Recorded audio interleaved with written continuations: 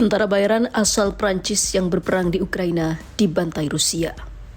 Seluruh tentara bayaran untuk Ukraina tumbang. La DGSE, comme d'ailleurs la DRM ou la DRSE, en tout cas les trois services dont j'assure la tutelle, n'ont pas failli sur la situation au Sahel. Je l'assume très directement. Qu'est-ce qu'il y a à constater ?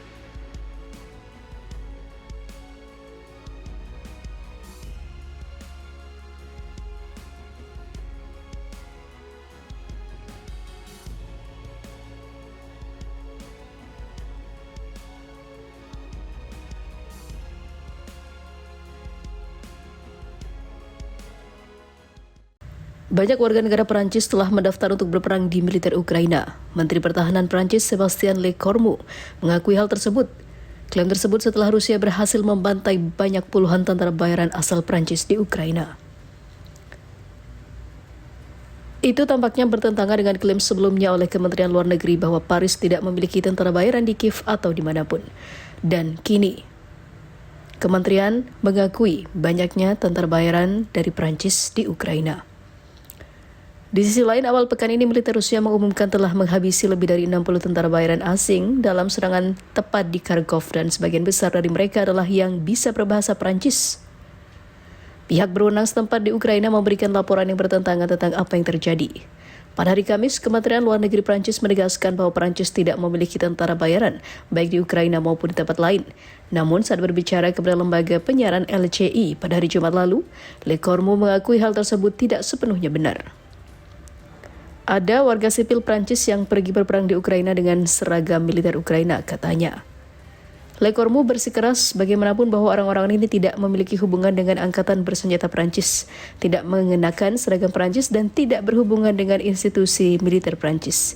Dia menolak berkomentar mengenai masalah itu lebih lanjut dan mengatakan bahwa hal lain akan digunakan oleh Rusia dalam perang informasi. Diketahui pekerjaan tentara bayaran telah ilegal di Prancis sejak tahun 2003 dan dapat dihukum hingga 5 tahun penjara dan denda hingga 75.000 euro. Namun, cara penulisan undang-undang tersebut memungkinkan warga negara Prancis untuk menjadi sukarelawan di pasukan militer asing. Duta Besar Prancis untuk Moskwa, Pierre Levy, dipanggil ke Kementerian Luar Negeri pada hari Jumat untuk menjelaskan meningkatnya keterlibatan Paris dalam konflik Ukraina. Selain kehadiran pesawat tempur berbahasa Prancis di Kharkov, pemerintahan Presiden Emmanuel Macron telah mengumumkan pengiriman tambahan rudal jarak jauh howitzer dan juga amunisi artileri ke Kiev.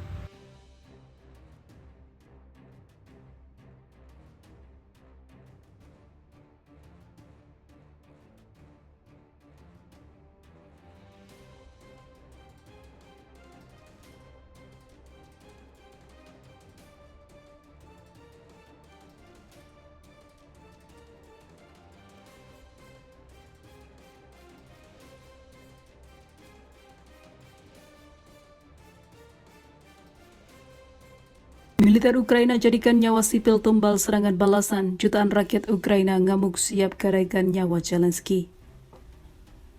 Situasi makin panas di Ukraina setelah militer Ukraina tengah menggunakan sipil sebagai tumbal dalam serangan balasan yang tengah dilakukan oleh Ukraina ke Rusia. Hal ini membuat marah para penduduk dan warga Ukraina karena atas keegoisan si pelawak, para sipil yang tidak tahu bertempur harus mati konyol. Kami rakyat yang lemah bersatu siap menyerahkan presiden kami untuk kedamaian hidup warga kami. Ini sudah 2023, kita ingin hidup damai seperti negara lainnya.